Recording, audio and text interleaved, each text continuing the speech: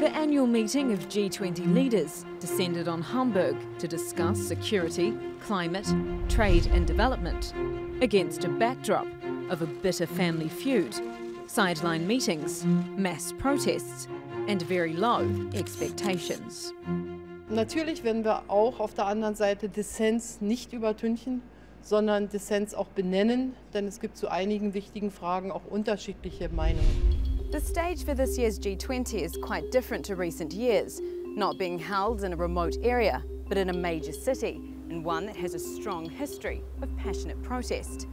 Not only that, this picturesque port town is a symbol of Angela Merkel's strong stance on free trade. Along with climate change, free trade was set as one of the main agendas for the summit by the German host, a direct challenge to US President Donald Trump, as the G20 for the first time dealt with the reality of Trump's America First policies. There's a lot of disagreement on particular issues that used to be a no-brainer for the G20. Climate change, anti-protectionism, year after year we always see those commitments on the agenda. It's quite unusual that we have to spend so much time looking at something that almost everyone agrees on. But the top of Trump's agenda seemed to be his first face-to-face meeting with Russian President Vladimir Putin. The much-anticipated rendezvous was scheduled during the working group on climate change and ran well over time. Well, we've had some very, very good talks. Drawing much of the world media's attention, it raised concern that sideline issues and disagreements would overshadow or be used as a scapegoat for the G20 failing to make real progress. We don't have the luxury of being cynical or giving up hope. This is a question of global leadership. So there's always going to be dissension, there's always going to be differences of opinion between leaders. It's not fair to point at one particular leader and blame them for a lack of results. A tens of thousands strong welcoming party for the G20. Protesters coming from around the world to deliver a loud message to leaders that they need to do more to tackle climate change and inequality and to end conflicts. So what brought you here today? We are here today to show our leaders that we disagree with their politics and we want other positive politics for people, planet. To protest against the capitalist system that is destroying the world bit by bit. It's the biggest thing to discuss on this moment, and they're busy with other things. But these peaceful demonstrations had a dark side, with violence throughout the city over the weekend. German police called in extra reinforcements and used water cannon and tear gas to disperse crowds. Protesters made barricades and threw rocks and bottles. Dozens of police officers were injured, as at night protesters set fire to property and cars and looted shops. An aggressive and at times vicious display of anti-capitalism.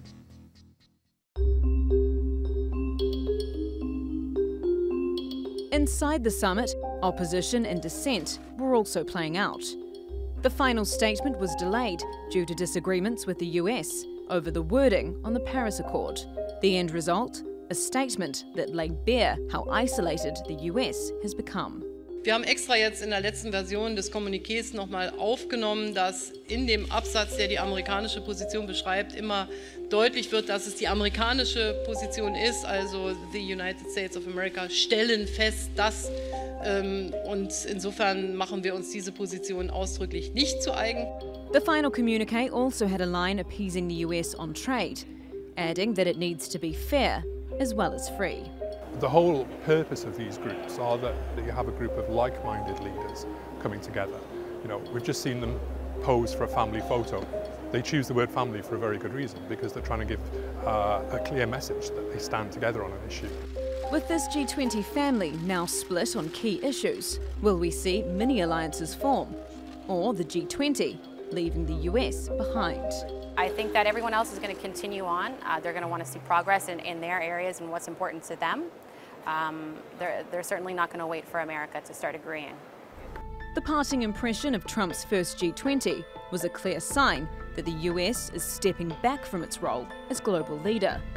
But will Trump's mantra of America First result in it being America alone? Yvette McCullough in Hamburg for the Newsmakers. Well, joining me now from Washington, D.C. is Brian Riley. He's a senior policy analyst at the Heritage Foundation, where he specializes in trade at the Center for Free Markets and Regulatory Reform. And from London, Andrew Hilton. He's the director for the Center of Financial Innovation. Gentlemen, thank you very much for joining us. Andrew Hilton, let me begin with you, sir. Has the G20 become G19 plus one? Possibly. Certainly that was how the press regarded it afterwards. I don't think that Trump actually made too many mistakes, and I don't think really that he did himself or the US any serious damage. But yes, I think there was an attempt to isolate him on trade issues, and perhaps they succeeded, and of course on climate change issues. Brian Riley, is it Trump versus the rest now? Well, I don't think it turned out to be that way at all. I agree with the earlier statement. Look, on climate policy, when President Trump was running for president, he said the United States is going to pull out of the Paris Accord. He got elected, and whether we could argue about whether it was good, bad, or otherwise, but he was fulfilling a campaign promise. So I don't think there should be any big surprise that the U.S. took that action. And whatever other countries need to do to respond, that's up to them. On trade policy, I think there's a difference between if the U.S. were to suddenly throw up our tariff barriers and non-tariff barriers versus saying we want to open foreign markets.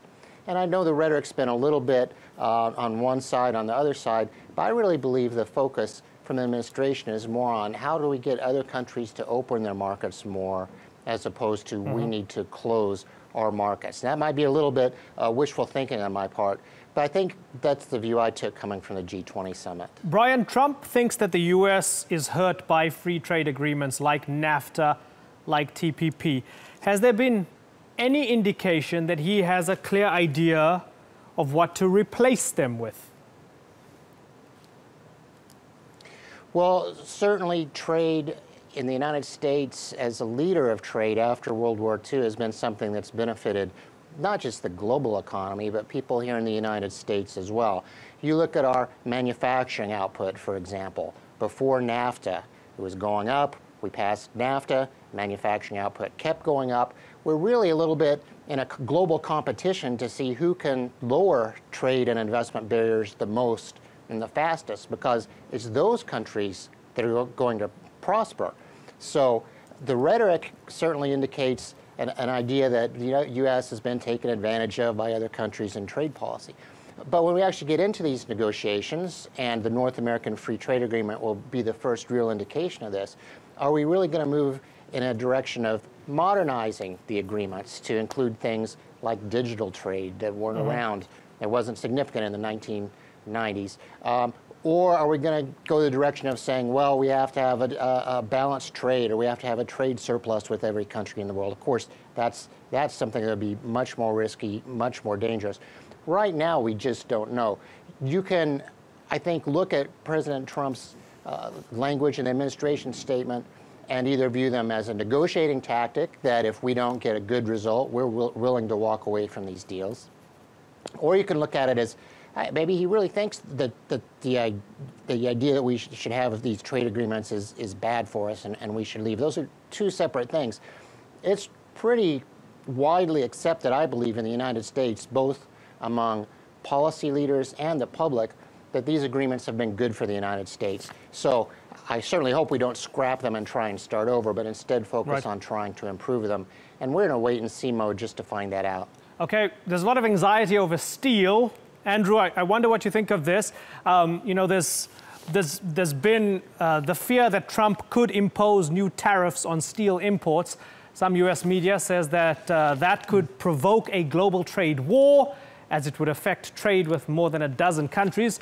European Commission President Jean-Claude Juncker said the EU would retaliate with countermeasures. Those measures could target American whiskey imports. And Italy's Prime Minister says the US's protectionist measures could slow the world's economy. Andrew, do you share those fears? No, I don't really see it that way. I'm inclined to agree with the other respondent here that Trump's bark is a lot worse than his bite. He's said a lot of things, he hasn't done very much, and many of the things that he has done, Obama would have done anyway, or Hillary Clinton would have done had she won, such as the restrictions on softwood imports of lumber from Canada. As for steel, yeah, there are problems. There are real problems with overproduction of steel, and that was recognized by the G20 in the communique. There is a problem with Chinese exports of steel. There is a problem with exports of steel from Europe as well. But I think this can be handled within the framework of the WTO and the wiggle room that gives importing countries to restrict imports under certain circumstances. It is a little bit scarier when you start thinking about some of the philosophical underpinnings of what Trump is talking about, because he has people who are close to him, notably Peter Navarro, but also, I guess, Wilbur Ross, who don't necessarily agree that free trade is a win-win, who do see that deals like NAFTA and some other plurilateral and multilateral arrangements have actually cost Americans jobs. There is a sort of a chain of economic thinking that does suggest that we have to pay more attention now to trade imbalances than we did in the past, and that it's not axiomatic that free trade is a win-win for everything or for everybody. I think as an economist, we grew up on mother's milk believing that free trade was good for the sum of human happiness. But now we have to ask ourselves where that human happiness occurs. And is it, after all, the job of a politician to increase human happiness, say, in China or in Pittsburgh, where he was elected? So there is something going on underneath which is undermining our visceral gut reaction that all free trade is good. But as far as Trump is concerned, he's acting within the rules much, much more than he's acting outside them. Brian, do you fear steel wars? Well, again, so far we haven't had evidence that something's going to happen. But at some point, I think the administration, they don't want to be the boy who cried wolf, and they need to show, I'm afraid they may need to show that they're willing to take action on some of these things in order to prove that it's not just rhetoric. My hope is that this will lead us towards some kind of negotiation that with the G20 or within the WTO can address the problem. It's harder to get China to change its policies with the U.S. going it alone. It's a little bit of a silly argument, my understanding, to say that our defense in the U.S. is being harmed by steel imports when something like 2 or 3% of our steel production goes to the defense industry. So it might not be the wisest way to go about it. And with respect to trade policy, we just had a sugar agreement with Mexico. And it's a real weird deal where here in D.C., Washington, D.C., the nation's capital, it's accepted that Americans should pay twice the world price for sugar. So if you're a company that makes, say, Oreo cookies, you decide, well, I guess we'll just move down to Mexico. Or if you're a car maker, increasingly, Mexico has trade agreements with Brazil that we don't, trade agreements with the EU that we don't. And car makers are looking at those opportunities and saying, well, everything else being equal, Mexico looks like a pretty good place compared to the United States to do business. So we need to move in that direction, opening markets, not closing them. And if we were to move in the direction of closing them and putting up barriers on steel, that's going to harm our car makers, that's going to harm our construction workers, that would be a big mistake. Right. Andrew, given that Europe and Japan reached a landmark free trade agreement, Mexico and China, two of the US's largest trading partners, have been considering their own bilateral free trade agreement. Doesn't that suggest that the US is being left behind? Well, if you look at this mysterious thing called JIPA, there's an awful lot to do before it actually comes into force.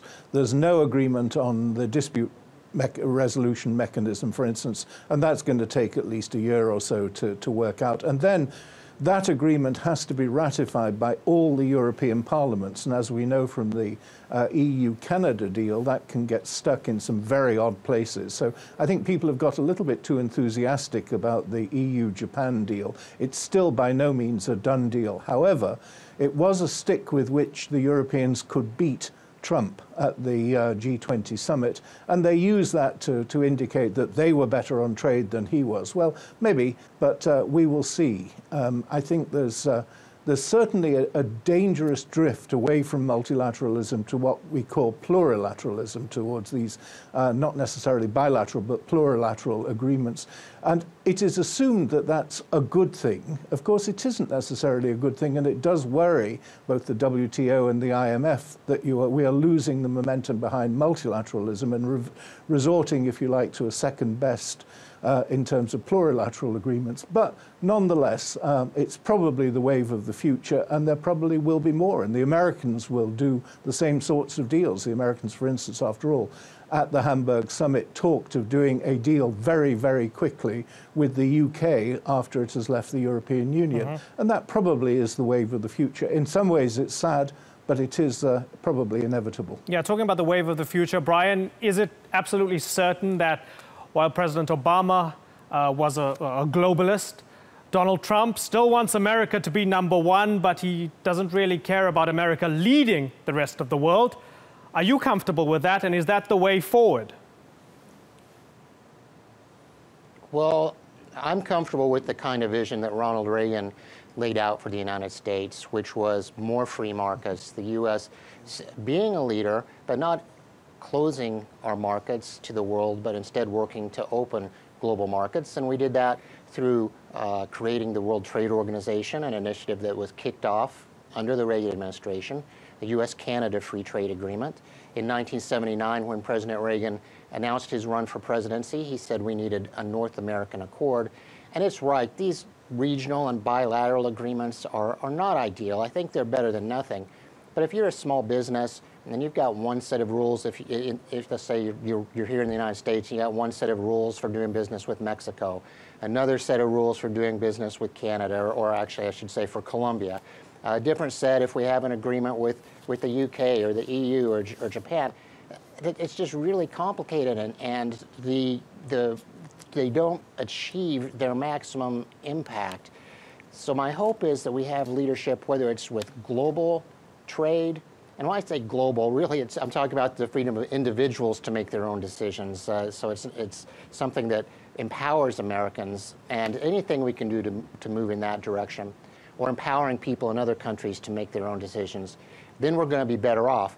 If we inadvertently start throwing up barriers, and what could happen is the U.S. does a little bit here, the EU retaliates a little bit there, China retaliates a little bit, and then before you know it, we could be in a situation that nobody would consciously head towards. Yeah, and then it sort of gets me to bring this all back to the beginning, Andrew. Are we seeing maybe a lessening of the prestige or the prestigiousness of these global institutions under the Trump presidency? I think the answer to that is yes, but it's not necessarily a function of Trump. I think that there is, and there has been for some time, a drift away from multilateralism towards these bilateral or plurilateral arrangements, and that's undermined to some extent the WTO.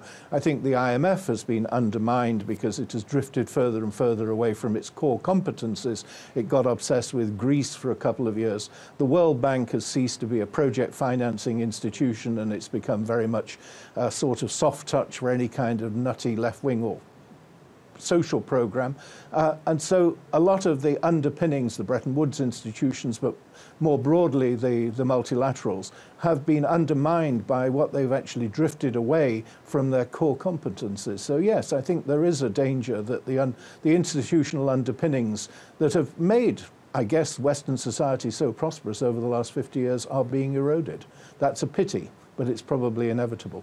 Okay, gentlemen, it's been good to talk to you. Andrew Hilton and Brian Riley, thank you very much.